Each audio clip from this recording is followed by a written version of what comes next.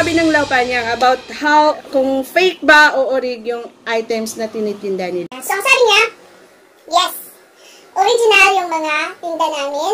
Kaso lang, ito yung kaso. Yung mga size to na parang, ano ba yung mga size na to? Yung mga nahiliwan size na hindi nabibinta. Kasi yung mga maliliit, yung mga demanded talaga ng mga size is, yun yung mga malalakas na mabinta. Pero yung mga maliliit, mga medyo malaki, or ano man, yun yung mga natitira. And some na may mga dumi.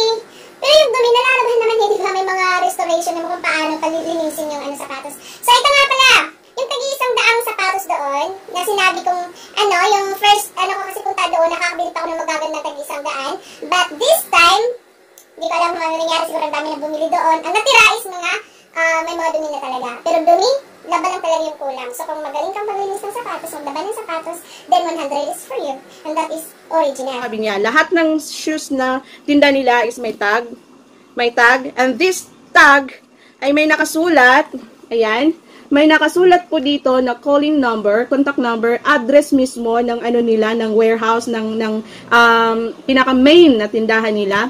Pwede daw kayong pumunta doon. So, doon sa may mga nagde-demand ng yung doon sa mga nagsasabing, class A yan, mga nagre-reklamo, pwede daw kayong pumunta rito at mag-appeal kayo ng reklamo nyo. Ayan. May dito, may address, ayan, may address dyan, may calling number dyan. So, pwede kayong tumawag kung ano man yung reklamo nyo sa items nila. So, ayan nga. So, sa halaga ba namang 100, 200, 350? Sinishare ko lang na yung mga malapit dito na pwede rin bumili kasi mahilig tayo magpabagahe, diba? And then, sa sobrang mura kasi sayang, kasi mahilig tayo sa mga ganitong bagay. Pinoy, mahilig tayo sa mga ganitong bagay. So, kaya ako sinare. So, hindi naman to, sinadya ko para walang ganun. Talagang, so, sinare ko lang sa inyo para naman yung mga malapit dito na nagtitipid kasi tayo, talagang kung ano yung mas nakakatipid doon tayo, diba? Tapos, tipid na maganda pa. Sinagot ko lang yung kahapon na mga akusasyon na fake. So, orig ko siya, at sa mga gustong bumisita doon, na gustong tumingin or bumili, punta lang po kaindahan. So, ang orig price talaga niya is 1,680. So, pinasisale daw nila kasi yung mga size niya. So, yung parang mga naiiwang sizes na hindi nabibinta. So, kumbaga yung mga hinahanap nating sizes ay hindi tumasa, So, pero, ito nga, ang gaganda pa. So, sulit na sulit, 200. Clarification, at doon sa mga nagagalaitin na fake siya. Ito hindi kayo pumunta sa address na to, or magreklamo kayo na fake yung mga binta nila. Ayan. Blurred na yata.